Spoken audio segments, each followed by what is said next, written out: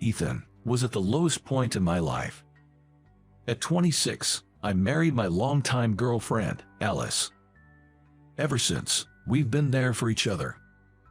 I absolutely loved Alice. She was my reason for living. It's a bit of an exaggeration to say she was my reason for living, but in essence, Alice was everything to me. Alice and I met in college, and we've been together ever since. But the way we met, it's a bit embarrassing. I was head over heels for her from the first sight and went all out, thinking she was the one. At first, Alice was taken aback, but her kindness and understanding only made me fall for her even harder. Eventually, I confessed that I wanted to marry her because she was Alice. Our relationship started quite passionately, but that was just the beginning. I believe Alice and I were doing well. But when I was about 30, Alice was diagnosed with cancer. By the time it was discovered, it had started to spread, and the doctors gave a terminal prognosis. I cried. I felt pathetic. Alice was the one suffering, not me. I tried not to cry in front of her, but she probably knew. She always acted cheerful in front of me, which was incredibly painful to watch. So I did everything I could to support her, to ensure that in the time she had left, she'd say she lived happily. We went on trips, and she ate her favorite foods every day. Rather than suffering for a long time, she wanted to live her life her way.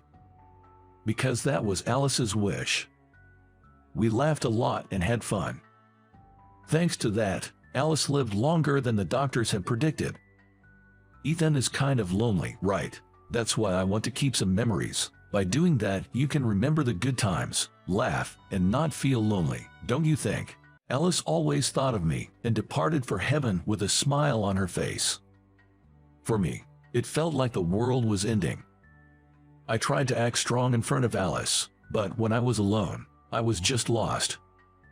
Before I realized it, my house was a mess, and all I did was either stay at home or commute to work. Nothing was fun, and I couldn't find a reason to laugh. Every day, I felt like everything in life was over. But then, a turning point came into my life. It was a month after Alice had passed away. When I checked the mailbox after work, there was a letter from Alice. I was shocked. I hurriedly opened the envelope, and there were words written in Alice's handwriting. This letter is something I asked my parents to send after I am gone. If you're reading this, it means I'm no longer by your side, knowing you without me around. Your room is probably a mess, and you're likely feeling down, aren't you? Thinking that, here's a surprise from me. A gift certificate for a stay at a spa resort. I secretly bought it. Use this to take a little break and refresh yourself. Oh, and you better use it. If you don't share a photo from the trip with me, I'll haunt you by her bedside. The letter held Alice's thoughts and feelings. Alice had been thinking about what would become of me after she was gone. That's why she prepared such a thing for me. Alice, touched by her kindness, tears welled up in my eyes. There's no way to thank or repay her now. The thought makes tears flow uncontrollably. Sniffling, I open another piece of letter. However, instead of a letter filled with words, in the center of the paper it read, "Being by your side made me so happy. Thank you for enriching my life, filling it with love. I love you so much, Ethan." The stationery was slightly crumpled, with visible tear stains. I couldn't help but cry. Crying and crying and crying. The one who should be thanking is me. Alice, thank you for loving me and being with me. I want to see you again. While being gently rocked by the bus's movement, I gazed at the lush mountainous landscape. Today, I took a day off to head to the trip Alice gifted me. Honestly, I wasn't too enthusiastic, but Alice was looking forward to the pictures. I was being carried by the bus, thinking of how much Alice loved nature. She was passionate about traveling, especially places rich in nature. Even after her terminal diagnosis, she whimsically said she wanted to forest bathe. I rarely went to places rich in nature like mountains or rivers. I might have gone on school trips, and that's about it. I once wondered, looking at trees, what's so fun about it? But after being with Alice and experiencing nature, I was touched by the earth's bounty and the beauty of nature. It's a view you can't find in the city. There's a sense of escapism, and before I knew it, I too began to appreciate nature. While much of the view from the bus is shades of brown and green, occasionally rivers and campsites come into view. Speaking of which, Alice and I went camping often. When she first suggested camping, gathering the gear and all was a bit of a hassle, but it was fun. Struggling to light a fire, overcooking the barbecue, getting overly excited over small things and laughing together. Watching the flowing forest landscape, tears unknowingly flowed. Every time I remember Alice, there's an overwhelming sadness that pierces my heart. It's unbearably painful. Silently, I wept. Please, let me cry. I'm not strong enough to recover so quickly. Excuse me, are you okay? I was just quietly shedding tears, but the woman sitting across the aisle from me reached out with concern. I'm sorry, I'm fine, really. As I tried to nod in acknowledgement, I found myself frozen in place. The woman before me was breathtakingly beautiful. The long-haired woman, noticing my stunned expression, tilted her head and asked, is there something on my face? Snapping back to reality and wiping my tears, I hastily replied, sorry, you just remind me of someone I know. It wasn't just her beauty that caught me off guard. She was undoubtedly gorgeous, but I was struck by a kind of hazy feeling, like we'd met somewhere before, but I couldn't remember where. Where was it? Darn, I can't remember. As I was deep in thought, the woman made a slightly disappointed face and chuckled. Figures, right? She then mumbled something to herself, which I couldn't quite make out. Did I say something odd? Seeing her slightly forlorn profile, I instinctively tried to change the topic. Thank you for talking to me. It helped me pull myself together. It seemed like she was traveling alone, and if I continued to dwell on Alice, I'd end up ruining the trip she had planned for me. Maybe that's why I attempted to start a conversation. She looked surprised but responded with a gentle smile. I just thought it was a shame for such a handsome face to look so down. Are you traveling alone? The woman introduced herself as Maya and mentioned she was staying at the same hotel for work. As I introduced myself and mentioned that this trip was a gift from my late wife, she responded, she must have been a wonderful woman. It's only natural to grieve when someone like her is gone. I thought she was truly a kind-hearted person, one who could genuinely connect with others. We still have some time before the bus arrives. Would you mind sharing some memories of your wife with me? Oh, I'm sorry. If it's too painful, you don't have to. It's just, I grew up in an institution and have always been single, so I've never really known the warmth of a family. Maya looked at me with a hint of envy. Although she seemed just a bit younger than me, she had a certain youthful innocence about her. Her words made me wonder if she had grown up starved of affection. They were so deeply sad and heavy. If you're okay hearing my stories, I've got plenty. With that, I began sharing the joyful memories I had with Alice. You two must have been a very close couple. Thank you for sharing that with me. Maya replied with a warm smile. She listened to my story till the end, and it felt like, after a long time, I had shared my memories with someone, which made my heart feel lighter. Ever since Alice passed away, I've been keeping to myself and haven't really talked to many people. But precisely because of that, I couldn't quite recall where I had met Maya before, and it was bothering me. While talking, I hoped I would remember, but sadly, I couldn't. It felt like a fishbone stuck in my throat, and the discomfort must have shown on my face. Maya looked puzzled and asked, is everything all right? You seem to be deep in thought. I gave her a smile. I didn't think it was that obvious. Well, I feel like I've met you somewhere before, but I just can't put my finger on it. Oh, I get it. It's frustrating when you can't remember something. She laughed, then added, let me help you clear that up, handing me a piece of paper. Was this an admission ticket? Actually, that inn has a small studio in its annex. Come check it out. She said with a smile, and at that moment, the bus came to a stop. After getting off the bus, I headed to the inn and had a pretty good time on my vacation. Though I wasn't really in the mood, chatting with Maya did lighten my spirits, and the thought of having a story to share with Alice cheered me up a bit. And I was curious about the studio Maya mentioned. This place, although an inn, apparently holds regular concert. At first, I wondered why an inn would have a studio, but it made sense given the musical events. Maya had mentioned that if I visited the studio, I'd understand the reason for my uneasiness. I guess I had to check it out. So, after enjoying the hot springs, I headed to the studio. And the sight I was met with was Maya in a dress, playing the guitar. Seeing her brought back a particular memory. Back when Alice was still with us. We often went to amusement parks for our dates. Camping was a bit expensive for us, so we usually opted for movies or parks. On one such day, look over there, they're holding some event. There was a performance on a stage at a small amusement park. A woman stood alone on the vast stage, holding a guitar. But there was hardly anyone watching. It was a weekday, so the low turnout was understandable.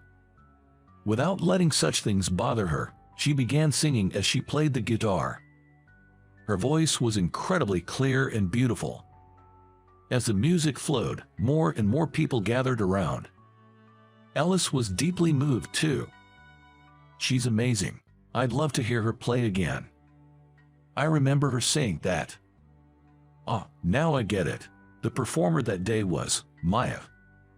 It was a long time ago, so I barely remembered her face, but the sound of her voice and the guitar was unforgettable. The knot in my throat loosened, and as Maya said, I felt a lot better. Her performance was so refreshing that it rejuvenated me.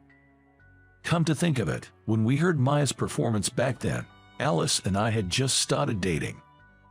The sweet and sour memories of those early days came flooding back. Meeting Maya today, here, felt like a gift from Alice. Alice sure had a way of sending surprises from afar. Thanks, Alice. Listening to Maya's song and reminiscing about Alice, strangely, there's no pain in my heart. Maya's song seemed to wash away my pain, allowing me to genuinely touch upon my memories of Alice for the first time in a while. After the performance, there was an opportunity for fans to shake hands with her. She seemed to have a good number of fans, all of them shining with excitement as they met her.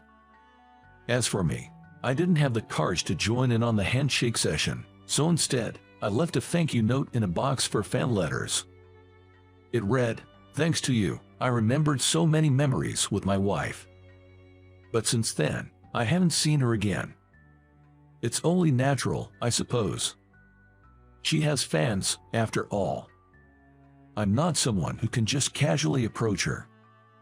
That's what I thought, and since I was traveling alone and the inn was pretty vast, the odds of bumping into her were slim. I probably won't see her again. Typically, crossing paths with someone by fate is a rare event. Once-in-a-lifetime encounters, you could say. That's the real charm of a journey. But then, surprisingly, never would have imagined meeting you on a blind date. I was shocked too, haha. 2 years later, I ran into Maya. And it was on a blind date. Because she had cut her long hair for her blind date photo, I didn't recognize her at first. By the way, the blind date was pretty much forced upon me by a friend. Rather, I was tricked into coming here. At first, my friend told me, "There's a beautiful woman. She's still young. You should start over," but unfortunately, I wasn't considering remarriage. I vaguely declined when the topic seemed to lean towards a blind date, but then I was invited to a casual get-together. Unlike a formal blind date, there's an easy way out of a social gathering, and I felt bad constantly turning down my friends' invitations.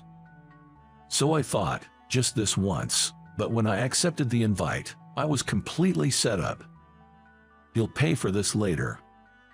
But when I found out the other person was Maya, things felt different. With her, I actually wanted to chat a bit. I thought you're a celebrity, Maya. I assumed you'd have tons of people wanting to date you.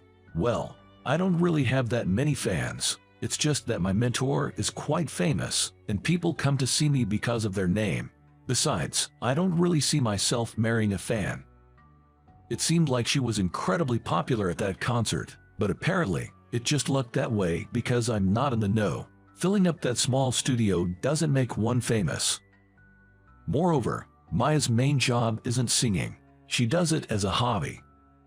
With such a beautiful voice, I honestly thought it was a waste she wasn't singing professionally. But according to Maya, it's just a hobby, so I can do it freely and enjoy it without any pressure. Guess there's something to be said about the pressures that come with going professional. Different strokes for different folks. Through these conversations, Maya and I grew closer. Turns out, our connection was destiny. We began dating and, before we knew it, a year had flown by. We clicked in many ways. We rarely fought, and our relationship was smooth. Perhaps our compatibility was spot on, or maybe it was all thanks to Alice. I felt as though Alice nudged me towards Maya. I was genuinely keen on pursuing a relationship with Maya. But I did wonder, was I good enough being a divorcee? When I voiced that concern, she firmly told me, "It doesn't matter. I want to be with you, Ethan." Hearing her say that made me really want to be with Maya forever. Of course, I hadn't forgotten about Alice. I never could. But if I keep living in the past, I feel like Alice would scold me. She'd probably tell me to pull myself together. So, I decided to move forward. "Will you marry me?" My second marriage proposal in life. I knelt before Maya, presenting a small ring and flowers. She broke into a big smile, joyfully saying, "I'd love to," as she accepted the ring. It felt incredible. I never want to experience that depth of sorrow again. Since Maya knew about Alice and my past, we get regular checkups together. Early detection increases the chances of a cure after all. And we didn't have a wedding ceremony. It was Maya's wish. "Your wedding with Alice is a precious memory. I wouldn't want to overwrite that. She was so considerate." However, every girl dreams of a wedding ceremony. So, as a small gesture, I surprised her with a photo shoot in wedding attire. She was absolutely thrilled, saying, "This will be a memory to cherish forever." Seeing Maya in that dress with a radiant smile, she looked truly happy. Just watching her filled my heart. "Hey Alice, if I told you I got remarried, would you be mad at me?" "No, knowing you, if I ever made Maya cry, you'd probably haunt my dreams scolding. Don't make your wife cry." The bond between Maya and me, somehow connected by Alice. I'll cherish this bond forever. So, everything's fine now. Sorry for causing so much worry. Thanks to Alice, I managed to move on. I intend to do for Maya all that I couldn't for Alice. That, I believe, would be my way of repaying both Maya for coming into my life, and Alice